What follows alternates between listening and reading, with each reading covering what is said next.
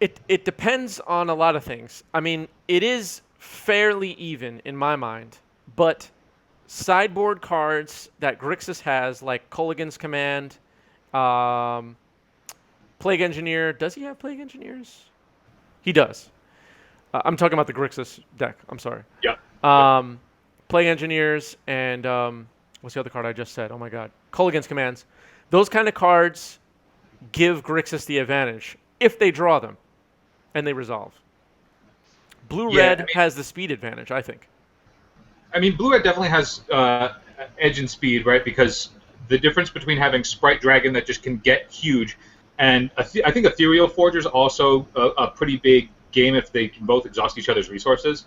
Just having that backup, like that threat come out of the back door and start generating cards. Because I think these games are ultimately going to be about whoever sticks Arcanist wins, right? Yeah. Yeah. At least that's how. Looking at it on paper, it seems to me that like if you can get in a hit or two with Arcanist, the game is going to end, or you'll be like significantly far ahead. And so in like blue red, there's things like Spell Snare that can deal with it. Also, if you hear background noise, it's just because I'm right next to the subway. That's all good. So they have things like Spell Snare, but then Grixis has Eliminate and Fatal Push, and a bunch of other removal spells that can deal with it. But Ethereal Forger strikes me as like Dreadheart Arcanist number 5. And so I think that like if I were to just go in the dark, I would think that the advantage goes to like a cleaner mana base that doesn't have to deal with Wasteland, that is leaning harder on creatures that draw cards. Yeah, that's fair. Yeah. And it's like you have Bedlam Reveler, but like I mean Bedlam Reveler is a really it's a much longer game plan if we're doing Bedlam, and also because this is open deck list, so if David wants to like prevent Bedlam from hitting, he can just point his Wastelands at red sources, which is probably correct anyway. Yeah, so he just pointed it at a black source. He's trying to waste to start the game for himself. Yeah, I mean, his hand was also exposed to the Thoughtseize, so it's like, there isn't really much secret when you know about both Wastelands. Yep, for sure. And I guess he figures, well, I might as well take a chance and try to lock him out of this game for a few turns if he doesn't have another land. Yeah, he does, and he also has a Ponder to follow it up, so if we see no shuffle here, then it doesn't seem like mana is going to be the issue for him this game, so lining up double Wasteland against his draw. Luckily, the first Wasteland was on a Volk, right? It was on a Volk, yeah. Yeah, so the Wasteland's also splitting colors means that he's not going to be really tight on one or the other. Yeah, I mean, you know, it's like if those first two Wastelands hit both, like let's say they hit both Underground Seas, then he's down to one black source left in his deck. You know what I mean? Right. All right, Kaplan gets a basic island. What was in his hand again? He had 2 Brainstorms, and was that it? He had the Brainstorms, and then he had the Brazen Borrower, which got seized. Right.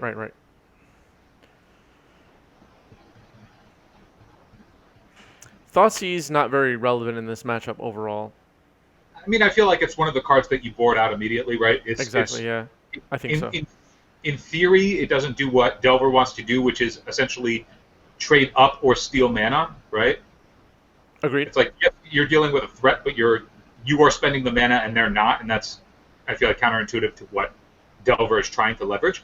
But I mean, I don't know. I mean, there might be some argument to keep it on the play because knowing what to navigate around is valuable in a matchup where finding your window and when to press your advantage on a certain axis, whether it be mana or cards, is important.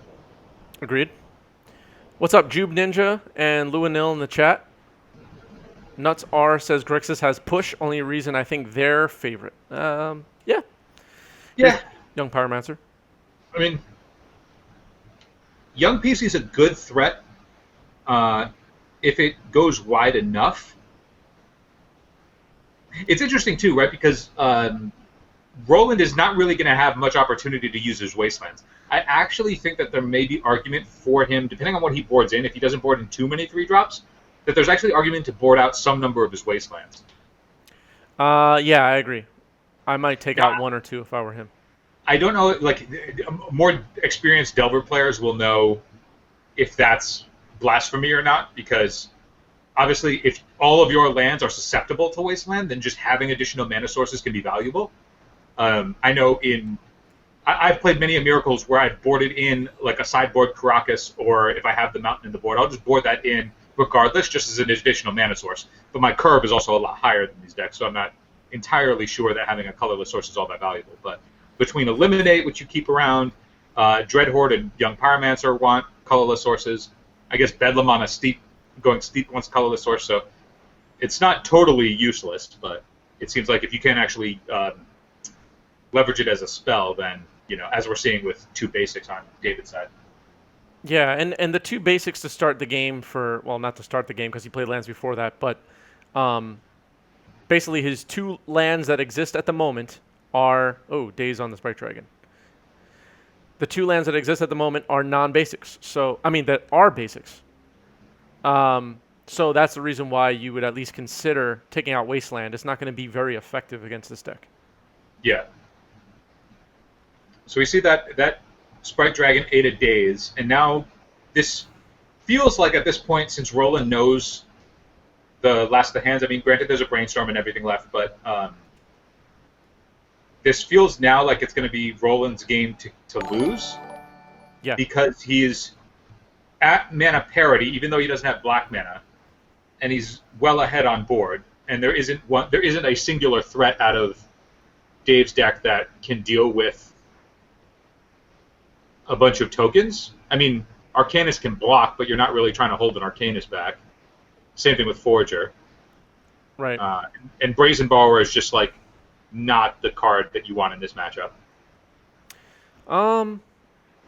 Brazen Borrower is pretty powerful still. I think being able to bounce your opponent's Dreadhordes or Delvers, even as a tempo play, is pretty effective. And being able to cast a 3/1 flyer late in the game is relevant. I mean, even for on Roland's side, you can bounce your opponent's Dreadhorde or Delvers. A flip Delver bounced is pretty effective. And also being able to bounce a grown-up Sprite Dragon. So your opponent has a 4/4, 5/5 Sprite Dragon. You can kind of negate all the progress they've made with a...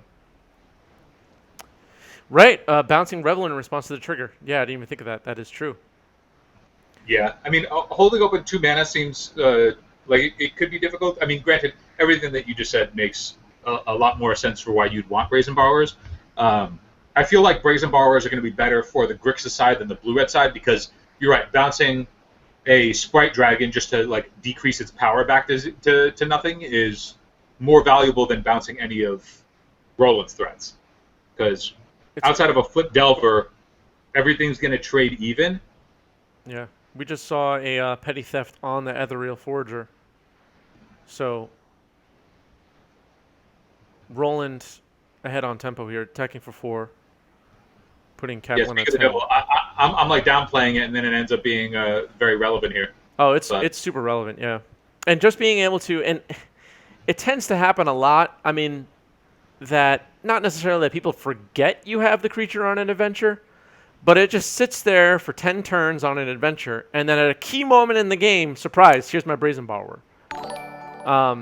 It's pretty damn good. Here's Sprite Dragon again. So with the life totals sitting where they are, she's going to cash in that Brainstorm. He hasn't made a land drop yet, so he can still make this perfect if he finds the fetch. But is this race just out of hand here? I mean, also we're seeing a Bolt just take down the Sprite Dragon. I mean, this game just seems like pretty ABC for Grixis. Not much can go wrong for Roland right now with a whole bunch of elementals on the board, but it can be done. I mean, I feel like he withstood that double Wasteland start, and now it's just, go wide. He doesn't need he doesn't need to extend any other threats onto the table. He can just hold up his mana and react accordingly. His cantrips are just going to be guided towards clearing the way. Like, his course is really clear. I don't know what Dave does to get back into this one, because he's just not set up to deal with this many tokens. Agreed.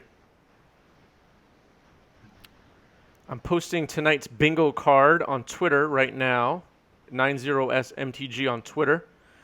Head over there, get the bingo card, and start bingoing. And if we So hit a bingo tonight, I have a special surprise. I guess his way back could just be like removal spells plus Arcanist clear the way, but he's got to get that PZ off the table first. Yeah. I mean, if you're in Dave's seat, you're thinking, damn, I wish I killed that Power Mancer like 4 turns ago, because this is just snowballing right now. The problem's getting worse and worse. The more elementals he comes up with, the faster he's going to win this game. How do we feel about Bedlam Reveler? Do we still think Bedlam Reveler is the top end that the deck should be playing? So, I guess this is a question for Roland after this match, or maybe later in the stream, but he likes it. I don't care for it in current Delver lists. I liked it when I was playing Terramander Delver back in... I don't even remember when this was. When I was trying to dump a whole bunch of instant sorceries in the yard on purpose, and my yard was just full on like turn 4. I had light up the stage, and I had, Oh, Kaplan's at 1 already. Yeah, he just got bolted down to 1. He's just going to scoop it up. Yep. So just to wrap up that thought, I liked it in the Terramander Delver decks that existed a year and a half ago, whatever that was, 2 years ago, but not so much right now. I don't really like it. People testing the new cards. And I was trying to get Ethereal Forager on the stream, and it just never happened. So I was kind of really happy to see that card cast tonight, finally. And then it got bounced. Yeah. Beyond Statistic is saying Stormwing Entity is also a card that can be included. I agree that Stormwing Entity definitely has a home, but I feel like that build of Blue-Red Delver, where you're trying to leverage Stormwing Entity, really, really pushes you towards things like Gutshot, which are obviously going to be excellent in the matches where you want a Gutshot, but then just dead against the ones where you don't. Yeah, it's like it's got to be prowess heavy. You are incentivized to play those free spells in order to get it down for 2 mana. Like that's the whole point of it being a powerful spell, is because it can get undercosted. Agreed. So there's more deck building constraints to play Stormwing Entity. Now I think that there's definitely a debate to be had that the Blue-Red Prowess version with Stormwing Entity is the better version of Blue-Red Delver. Agreed. I mean, like, let's say you're going to play Bug Delver. You're not going to include Stormwing Entity in that deck. It would just be terrible. Yeah. I mean, 2 mana, like, if you're playing, like, Abrupt Decays and stuff, you're not trying to get to 4 mana to cast your spells, Yeah. Tobitsky, what's up? What's up from New York? Is that Toby? What's up, Phil Nguyen? We're seeing Delver Tribal tonight. Yeah. Chat, let me know if you checked out our Legacy Tribal Wars stream on Monday night, and what did you think of it? What's up, Toby? Well, so we got a turn 2 Arcanist from Dave, and it is in. He threw it into Dave's territory, but it stuck. So my guess is it's going to eat a removal spell right here through a Daze on Roland's side. Roland's considering his options. Yeah, there's that decision sometimes where you're like, I can Daze this, or I can hit it with a bolt on my next turn or whatever. And I always feel like it's just safer to Daze. Yeah, and I mean, make them deal with that first. In this matchup, you know that bolt is going to be live on a bunch of other threats, but I guess it is also hand dependent. Like, depending on your blue card count, Yeah. That may be a consideration. He plays a Wasteland, and then he goes back into the tank. So I could see rationale here. If he does have the bolt that is sequencing, could go just kill the Arcanist and then waste the Volk. But it also depends on if he wants the mana, because as the control deck that doesn't have as clean of a mana base, but he's actually going to fire it off on the Volk right now, and now he's going to bolt. Interesting. So now I would. Yeah, go ahead. Sorry. Oh no, I was just gonna. He opened himself up to Daze with that sequencing. Why would he do that? You keep your Wasteland available, then you bolt it. If they don't do anything about it, you then Wasteland them. Well, that makes me think: was he hoping to bait A daze? I can't imagine because letting Unless your he has a daze that he saved from before. oh, it's possible that he was trying to get into a days on days battle there. That's totally reasonable. If he's thinking I can Yeah. cash in, if I can cash in my days against their days and then protect this vault from a potential wasteland and get the Arcanist, that's really interesting. Okay, that's another level deep. Yeah. What's up, Leon? Leon is here, everybody. Welcome to Leon. Casthaven is here. Casthaven is playing next round. And that's all the announcements about that. Ponder. Yeah, I definitely didn't immediately think to myself, like, oh, if there's a sequence of days plays and Roland is trying to proactively get him to do that days play, that was a really interesting line, because if you waste the Volk there and then open yourself up to days, does that incentivize Dave to not cast a daze if he has it? Because obviously Roland knows that he could just play around it if he wanted to, and he just didn't.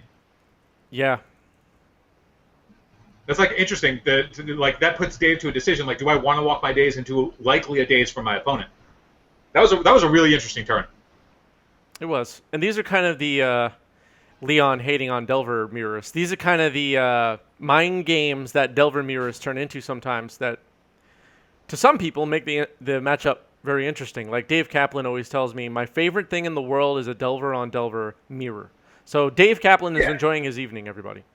We have a little bit. We are similar in that we agree that mirror matches can be the best kind of Magic, but we disagree on the kind of mirror matches that they are. I think the purest, most delightful form of Magic is sideboarded miracle mirrors back during the top era. Sounds terrible. Oh God, it was the best. I would be happy for the rest of my life playing Magic to just be post-board top miracle mirrors. Oh, delightful. Yeah, Casthaven correctly describes the situation as not enough time for that. What did that lady famously say? Ain't nobody got time for that. Life is so short. Well, the thing is, like, if you had two very proficient miracle players that knew what they were doing post-board, it was just the most elegant kind of Magic that you could play. Oh God. All right, here's the petty theft. See, wow, that's just the tempo play. I like it. Well, it's interesting again. Like, both of these guys are happily walking into days, or they're just assuming that neither player has it. I mean, I guess neither player has had it because they would have fired it off. But he cast the petty theft and then played his fetch. Yeah. I agree. Yeah. So I get that. Like, there wasn't necessarily action on. Like, he threw the Dreadhorde Arcanist into a daze earlier, and he didn't have it. And so I guess you're assuming that he doesn't have it, unless you actively are looking for a daze to get eaten there. But I can't imagine that you want your Brazen Borrower, which is a beefy spell on the back end, to get dazed in the face of a Peasy that can then generate advantage. So it's like, yeah. I feel like I'm almost at a loss, because I feel like my play patterns would be really, really actively trying to play around a daze, and neither of these guys are doing so. But they're both very proficient Delver pilots, so it makes me think that they are thinking on an axis that I'm not caught up to yet. So Roland was on the draw, so it's possible that Roland took out dazes, but I would bet Kaplan has some number of dazes still in his deck on the play. So, like, if this right now catches a Spell Snare, we have a Scalding Tarn cracked on the stack as an Arcanist sits up above it. Yep. And a Spell Snare would be huge right now for Dave, but he's getting a mountain, so not to be a snare here. So I guess that Arcanist resolved, and we're in the end step. Nope, we're not. He just fetched proactively. I hear booing from the crowd right now because Rockman has entered the chat, and he is the current champion. People are booing. Dude, it's tough to be king, man. It's tough to be king. I wouldn't know what it's like. I'm but a jester who spends his time in round ones. So we got a bolt on the Arcanist after a preordained follow-up, and that happens. Yes. Do either of these decks have 3 drops? Brazen Borrower. How many dazes do you board out when you play the mirror? Do you board out a large number of dazes? It depends on my sideboard. Sometimes I don't have as many things I want to bring in, depending on how I built my sideboard for the day. But on the play, I think again, it depends on what I have in my sideboard, but I think I'm leaving in all my dazes, usually. On the draw, I sideboard out 2 to 3, usually. I just find that they're often relevant, even late in the game, even if I'm just taxing my opponent and getting an elemental token. I like having them. Yeah, I mean, I remember when Grixis was playing the Mystical Sanctuary sideboard plan with like Painful Truths and stuff. And I think that there's a lot of deck building space to be explored just playing a Daze deck with Mystic Sanctuary for value. Yeah. So I remember that there was additional rationale to go long where you can convert your Dazes into essentially a big spell in the late game. But it seems like neither player has had Dazes here, and a Blood Moon is coming down for Dave, and if this sticks, it's probably game over. Yeah, that's really bad news for Roland if that sticks. He does have Bedlam Revelers and red spells in his deck, so the game is not completely over, but it feels pretty miserable. I mean, it's stuck, and now we're seeing the difference of the game plans, right?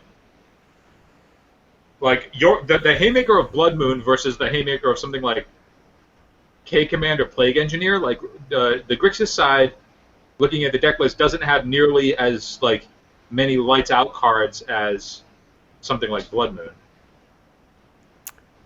Rockman called that Blood Moon right before it was cast. I saw his name and his message pop up. There are Blood Moons in Cap sideboard, and then he slammed one like seconds afterwards. It was great.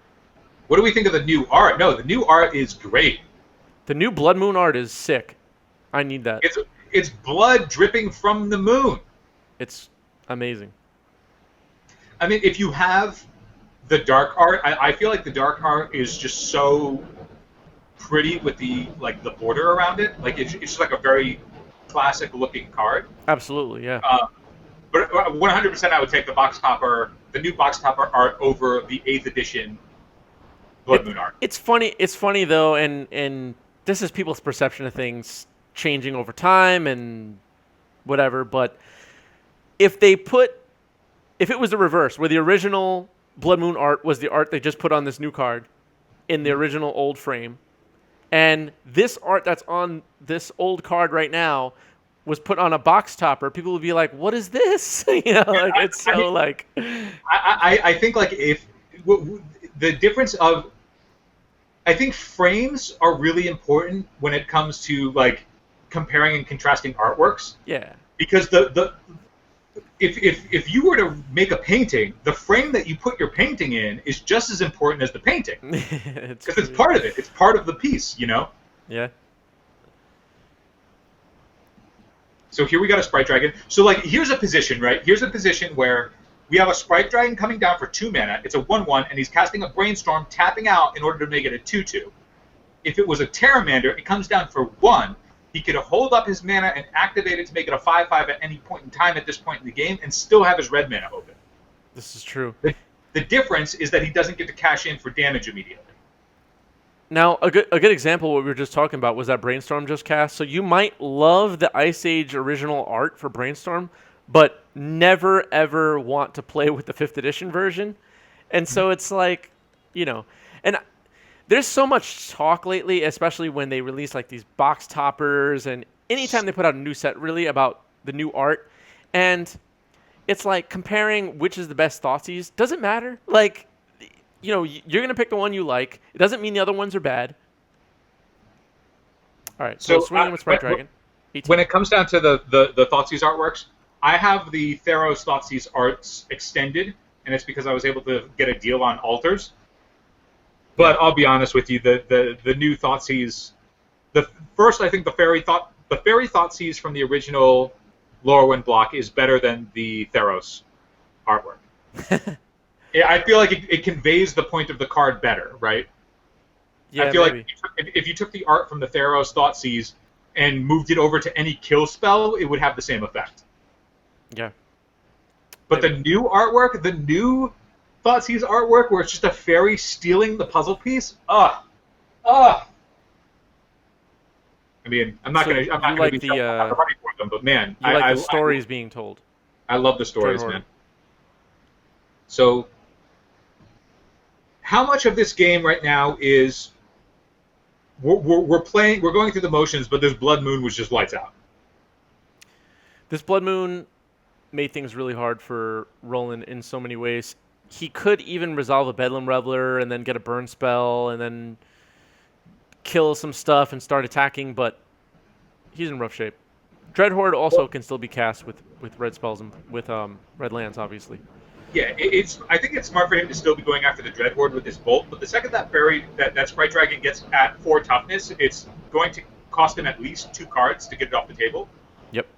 On only red mana to play. His deck does not have a way to remove a Blood Moon resolved like this. He doesn't have an island to get or to draw 2.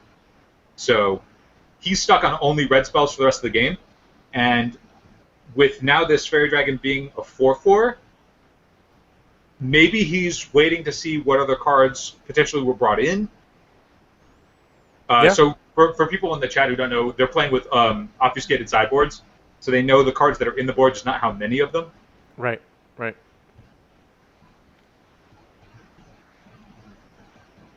But because of that, Kaplan also is aware that this Blood Moon is... There's no way for Roland to remove it. So... Yeah, I was just going to say, and Luinil said it before I could get it out, you can Power Blast the Sprite Dragon, so that is one out. That's true. That's true. I didn't think about that. Good call. Yeah. Thank you, Luinil.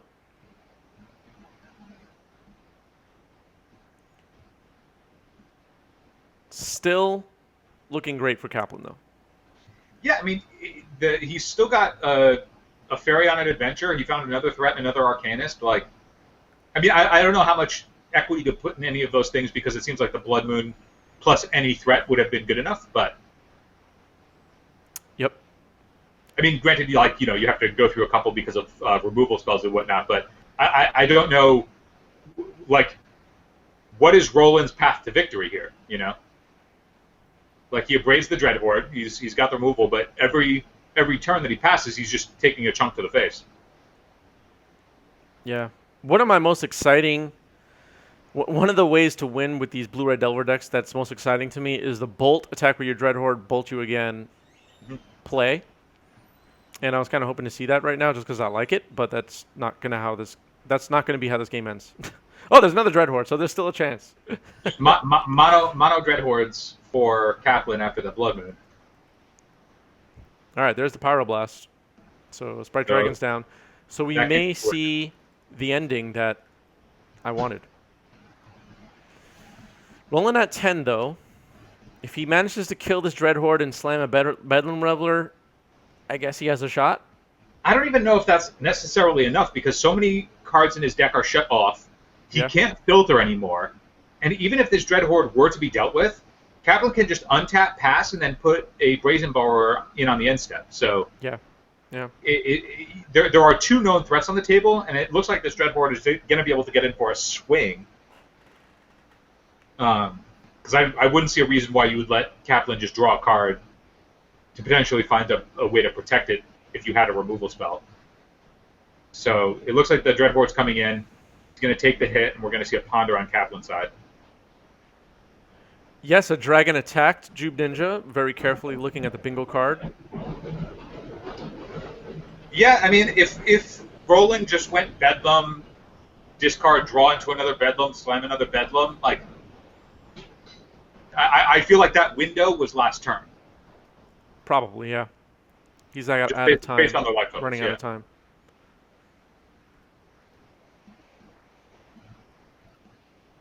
Counters on creature too. Yes, we hit that. Yep. Thank you, chat.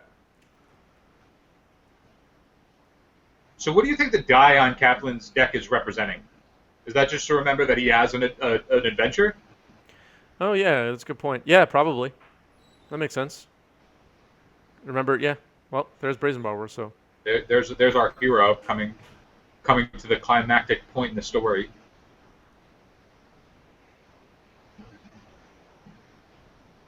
Is that a bolt? I believe it's a bolt. So he's down to 6, and we're seeing the play that you talked about, the bolt into bolt kill. I think that's what we're about to see. The bolt a la bolt. Yeah, this game is over.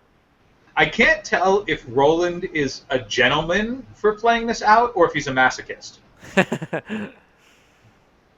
Oh, he has something. Was that Power Blast? Well, Oh, Power Blast yeah, on the Power Blast on the Brazen Borrower. Borrower. He goes to 2. So, I mean, his deck has been kind to him in drawing removal spells. Yep. But I don't know if any of them are good enough because none of them are removal spells for Blood Moon. So now that you know that you're dead to Blood Moon, right? So he's showing him that he brought in Nile Spellbomb. I don't know if I would have done that. Well, because he's making it so he can't flash back anything. And Oh can no, go to one.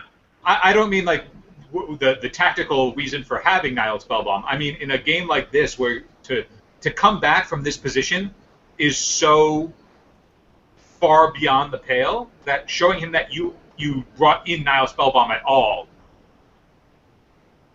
You know what I mean? Yeah, this game's over. I mean, there's like he was the Jace test, right? People playing Jaces to get rid of that Jace. Like, I think there's so much rich history as that card being pound for pound the best of all time before power creep that I think having that artwork be in the supplemental set, but having the extended artwork is actually a smart choice. Especially since any other Jace artwork that you do is going to be compared to that one. And I don't really know how you top an artwork that looks as cool as that with the history that it has. Well, let me ask you this, since you're talking about the format changing over time. Yes, we did have Mythic Edition alt art on Jace, but the Teferi Master of Time, you've been testing out a bit lately. Are you going to continue playing that card, or are you going to go back to Jace the Mind Sculptor? How you feeling about it? I mean, I think Jace the Mind Sculptor, I think, is the better card. I don't think. I mean, you could argue, but I think it's not really a comparison after playing both cards fairly extensively with, obviously less than Master of Time. But I think Master of Time just requires so much more deck building constraints around him to leverage his abilities, where Jace is just good. That's But I mean, for the Master of Time artworks, I think the 4 OG artworks are trash, and I think the box topper artwork of him, or not the box topper, the showcase, like the extended, is quite good. Those are the ones that I have. Cool.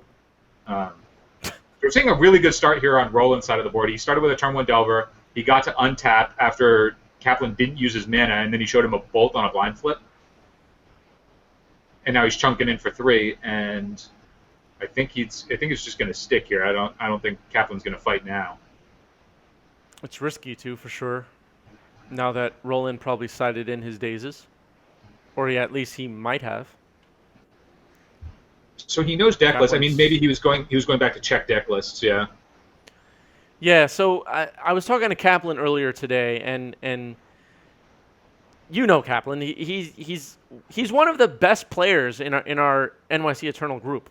Quietly, I mean, he's consistently top 8ing local events and regional events and whatnot.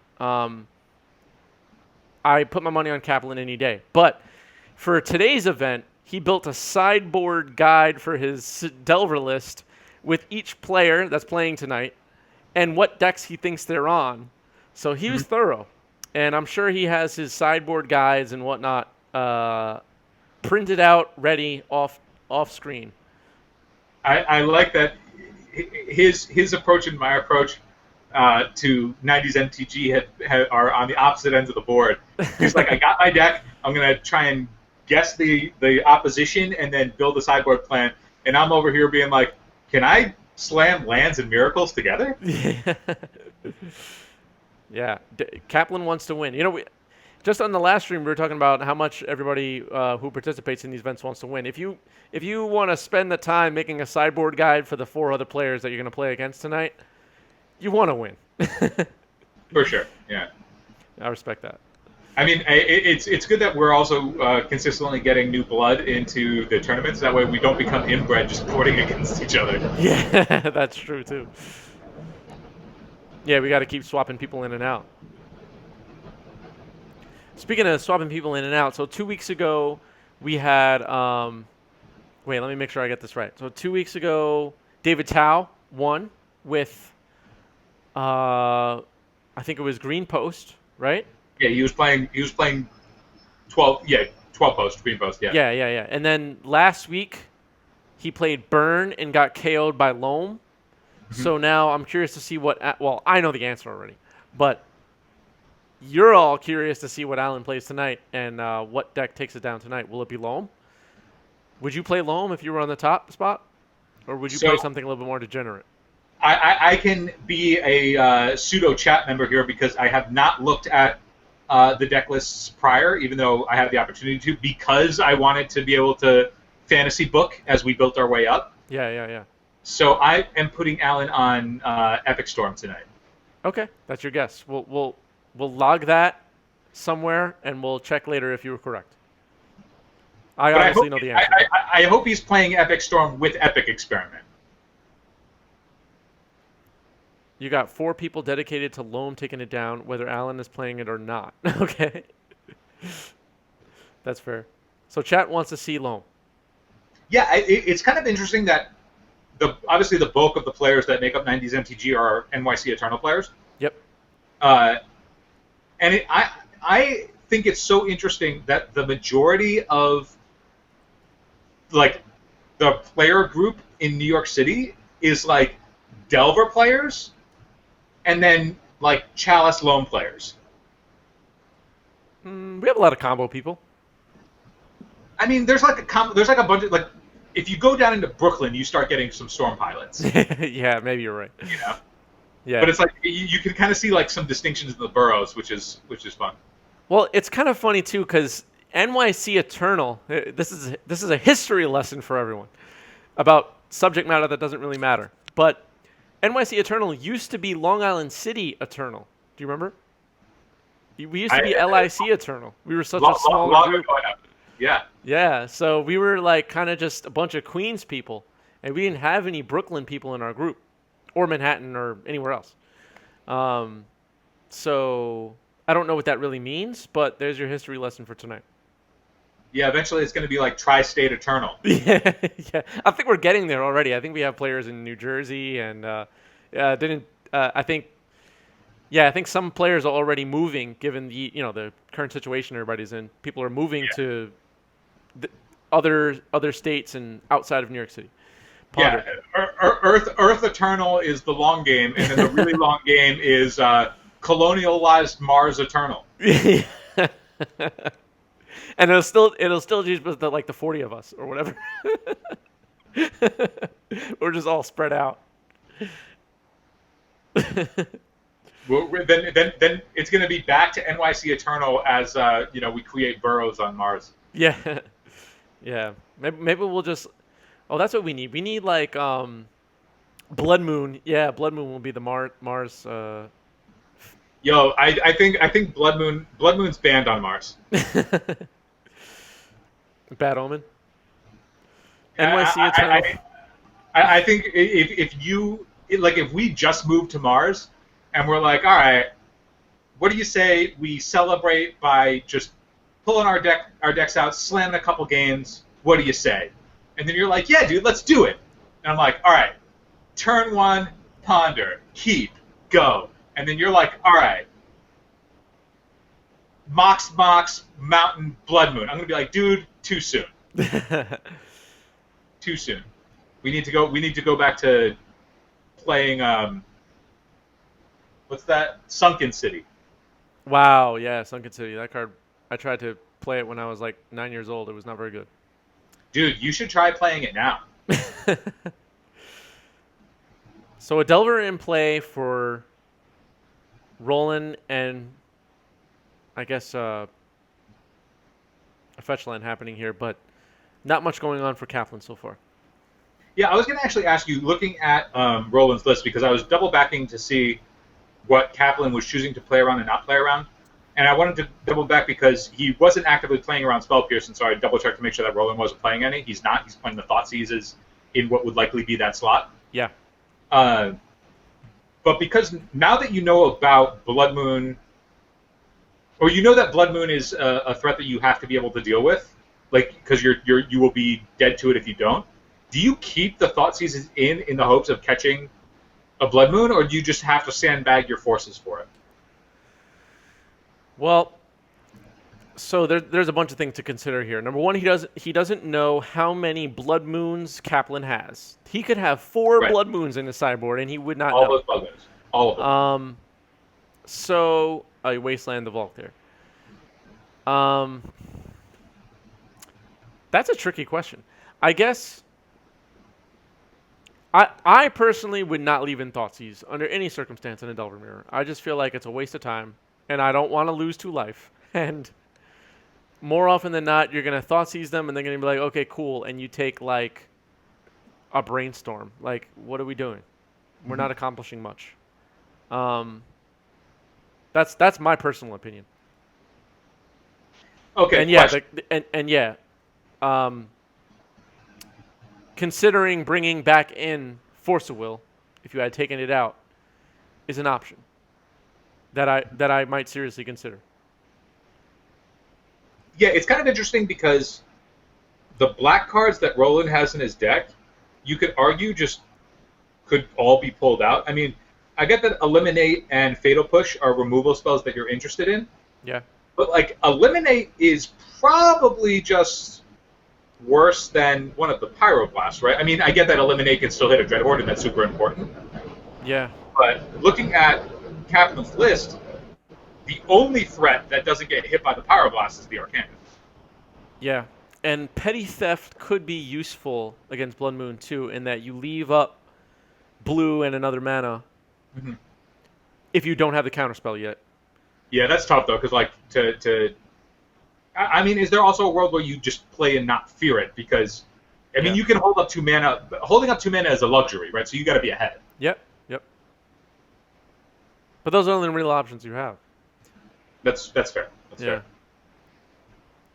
And yeah, there's something to just playing and crossing your fingers. I hope he doesn't slam a Blood Moon. And you could also consider taking out, some of your blue cards, and it depends on your sideboard though. It's so dependent on what happens to be in your sideboard. But like Casthaven in the chat, Jesse was saying you could take out your black cards. It might be worth considering taking out black cards you would have left in otherwise, like Plague Engineer, for example, at a risk that, okay, at least if I have a red card, I can still play a spell, I mean, we do know that Roland boarded in a Braid, right? Yeah. So either he boarded out some number of his forces and just wanted to remove spells after they resolved, because one thing that's also fair is, if that was his thinking, none of the threats in Kaplan's deck have any ETB abilities, like that are immediately valuable. Like Ethereal Forger obviously has the sort of like delve ability, but it's got to attack. Yeah. So you're always going to have a window to be able to use a removal spell first. It's not like a Snapcaster, which is going to get value immediately, and so you want to be able to catch it on the stack. So it's possible, since we saw a Braid and Nile Spellbomb in Game 2. Right. So it's possible that he just went really reactive in his removal to be more of the control deck, and then he just got caught by the Blood Moon. So as a Pyroblast here on a Flashback Ponder, would you have bolted the Sprite Dragon instead, which is risky? I think if you have it, I feel like you should, right? Yeah. Because then you're concise down to using one of your blasts, which may not be your best use of it. Your Fatal Push or your Eliminate. Yeah. And I think that's a calculated risk on Kaplan's part, because having a 4/4 dragon narrows the removal that is relevant against it to assume that your Delver player is playing what? 2 blasts, 3 blasts? You say 3 blasts? Oh, we can't see how many he has. That's right. I was gonna check. Yeah. I would guess they have 2 or 3. Yeah. So let's be generous. Say they have 3 blasts, right? Right. Okay. Well, going through how many blasts have been used this game, or other removal spells that have been used this game, once that dragon becomes a 4/4, it becomes about the say it's 3 Pyroblasts, the Fatal Push, and the Eliminate. right? So now there's only 5 cards that are actually going to be relevant against this Sprite Dragon, which is also just going to be chunking for huge damage. So I think being able to spend your card at a time when you think it's going to survive, I think is a calculated risk on Kaplan's part that we're seeing pay off because he's very far ahead. Yeah, I think if we had an advantage bar on this stream, it would be on Dave Kaplan's side at the moment. Because he's on a 2-turn clock, Yep. but he's also narrowed down to specifically 5 cards to deal with the dragon, and that's it. Yep. I was going to ask you before on cards that, like your bigger end cards that give you advantage in Bedlam Reveler, and my question is, in your experience playing Bedlam Reveler and your opponents playing Bedlam Reveler against you, how often are they only on 2 mana or 3 mana when they cast it? That's a good question. So I'll tell you why. Yeah, go ahead. Why I ask, like, what do you think the most common amount of mana they have at that stage in the game? Obviously contextual, but roll with it. Because being double red, I mean, we're seeing the concession in his deck building, right? He's playing all 4 Volks. Right. For a card that is just a sticky threat that's going to give you some amount of advantage, would you ever consider Tasigur in that slot?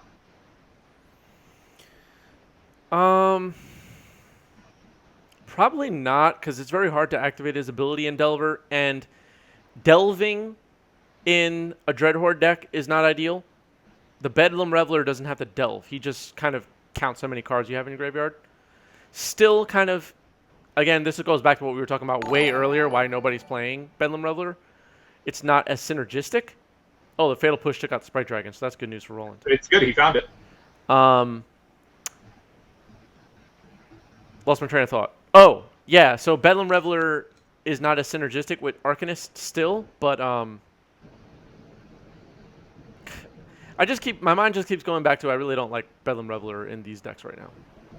But again, we could ask Roland about it afterwards. Why are you running Bedlam Reveler? And not to frame it in that way, but like, just out of curiosity, what's your thinking on running Bedlam Reveler over the many other options that are available for Delver players right now, including True Name Nemesis or Stormwing Entity or Tasigur or anybody, But a lot of the value from Tasigur specifically comes from, like in a control shell, being able to activate his 4 mana activated ability on opponent's end step, or, Bedlam Reveler having prowess is relevant too in these kind of. I was thinking about that as a check because just looking at the spells that they use to fight each other. One, Tasigur having a 5-butt is relevant. It can come down for 1 mana. That's relevant. It dodges Pyroblast and the other removal spells that would come in that are relevant. So it seemed like a jackknife, but you have way more experience, so I would default to your judgment on that one. Yeah. So after that Fatal Push took out the Sprite Dragon, we saw that just flipped the game entirely over to Roland, who's been casually just sitting with 3 mana in play for a while. That hasn't been checked. And so after the Fatal Push, he followed up with another Arcanist. That Arcanist was then Petty Thefted. But now Roland is just on this draw 2 cards a turn plan, plus he's got another threat if he wants to follow it up again and just recast it. And Kaplan is stuck on 2 mana. So those fairies are just going to continue to be on an adventure if he doesn't find his a mana source relatively soon. But even if he does, they're going to get checked by the Dreadhorde. Maybe they can chunk it for a damage and we can steal a game with it, but that's a long shot to me. Yeah, and Luanil in chat pointing out Caracas makes it worse in other matchups for Tasigur. And imagining having with a big price on it, by the way, like delving away cards in your graveyard in a Delver deck, in the current Delver decks, is a big price to pay. And then having it be so vulnerable to Caracas just seems bad. Yeah, I guess. I mean, there's enough reasons to not do it. I was thinking about the reasons that I like it, but it's possible that Bedlam... It just seems like Bedlam... It never seems like Bedlam is going to be a 10.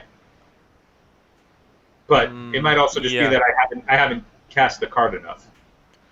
If I in these current Delver lists, we're in a current meta with a current everything. Bedlam Reveler feels like a 5 to me. Yeah. But I haven't cast it in a while, so maybe Roland sees something we don't. And Roland's a great Delver player. I'm often asking him what he thinks I should do. So this is not like I know better than Roland in any way. Yeah, no, I mean, he's been committed to the Bedlams for a long time, so whatever it is that they've been doing for him, he has clearly found them to be staples. Yep, for sure. So going into this turn, Kaplan drew a third card and then brainstormed, and now he's got a Wasteland on the table, and he's going to bolt one of the Arcanists. So he's still missing a second blue source, but he's going to cut Roland off red. Interesting. Well, that tells me he doesn't have the Blood Moon in his hand, which I was thinking maybe he did this whole time and just kind of hoping for a third land. Yeah, it's possible that like even if you did have a Blood Moon, that with an Arcanist on the table, that's not even, it wouldn't be good enough. Yeah.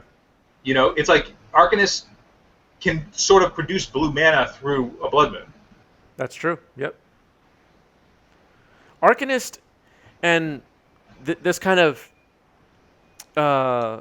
wraps up the whole conversation we've been having throughout this entire round about Delver lists.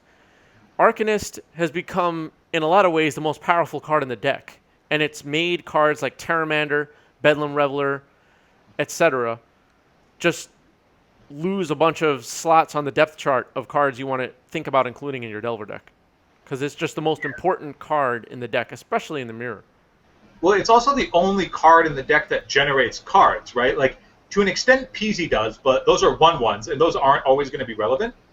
Where Arcanist is generating cards, like some of the most powerful cards, like Ponder, Brainstorm, removal spells. Like he's giving you selection as well as card advantage. So a Daze just caught a Pyromancer, and Roland walked right into it. Not that it was a misplay, but it was clearly unexpected. And that's why I never take out all my Dazes. I think that whether he cared about Daze there or not, we can ask him afterwards, but I think if Kaplan wants to, if he can get Kaplan to use his Daze there, or if Kaplan did as he did, which was just Daze it, on this board, like, yes, the life totals are still in Kaplan's favor, but if you set him back on a double blue spell, just stranding those Brazen Borrowers for a lot more time, I don't actually think that's necessarily a bad trade, because if those land drops for threats that are going to be relevant at 8 life, right? Like, if you could just time walk those threats, then the Arcanist is just going to generate 2 cards a turn. Right. And casting a Delver here for Kaplan, we don't know how many cards in his hand, but this is his most unexciting play ever. I think you don't want to be in that position where you're just throwing out a guy that's going to get bolted from a flashback. Yeah, I think he's got 2 cards in hand, and I think it's fine. Like, if this Delver eats a bolt here, like, I think Kaplan's game plan has to be hope that this Arcanist doesn't bury him, which it looks like it is, and then eventually get to these Brazen Borrowers to get through the last points damage, right? Right. Unless he finds a kill spell off the top, he's going to have to eat those removal spells out of the yard anyway. And I think your Delver doing it is the way to go, because it's also pricing Roland into having to if he doesn't have another removal spell, right? So, like, right now, Roland is going for an Arcanist Flashback Preordain. Yep. And if I saw Roland go for Preordain and I'm in Kaplan's seat, I'm just like, okay, he's got multiple removal spells in hand. Yeah. Well, yeah, maybe. You know what I mean? Like, if you're at 8 and you can't really afford to be taking free hits off of a Delver with the discrepancy in your in life totals. Yeah. So he's kind of picking and choosing what removal spell he's willing to depart with on this. Yeah, I mean, ultimately, an Arcanist flashing back a cantrip is way, way, way more valuable than taking a removal spell, right? For a threat that isn't necessarily pressing. Yeah. Especially like, let's say you cantrip and then find multiple more removal spells to be able to map your game out even further. I think that like anytime an opponent plays an Arcanist and flashes back not a cantrip against me, I feel like it's a win for me. Yeah. So Kaplan dropped his third land. Yep. And it's very relevant in that now on Roland's end step, he can start casting one of his 2 adventure borrowers. Yep. If he has a bolt in hand, which he likely doesn't because he would have killed the Arcanist, but that seemed a little bit more pressing. But casting this borrower, which now will get in a hit if Roland doesn't have a removal spell, which it looks like he does, actually. Yeah, I mean, Roland has been flashing back cantrips every turn for, what, the last 5 turns? Yep. Somewhere around there, 4 or 5 turns? Yep. I mean, he also knows that these Brazen Borrowers were incoming, right? And he can just choose when he wants, pick and choose what he wants to line up with what.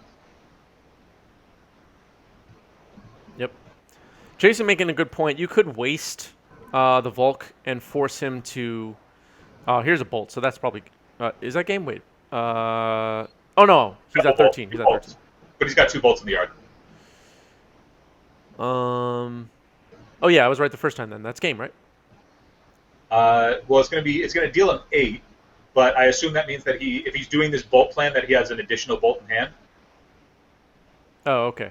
I don't think you go for broke unless you have it. I see. Yeah, Okay. yeah. And then I assume he just has the last removal spell, or the last bolt to kill him. I'd be surprised if he didn't. I mean, it also, if he doesn't, it would check the Brazen Borrower because he has 2 Dreadhorde Arcanists, which are lethal threats. Thoughtseize here. Interesting. And a Dreadhorde was in hand. Yeah. All right, that's game.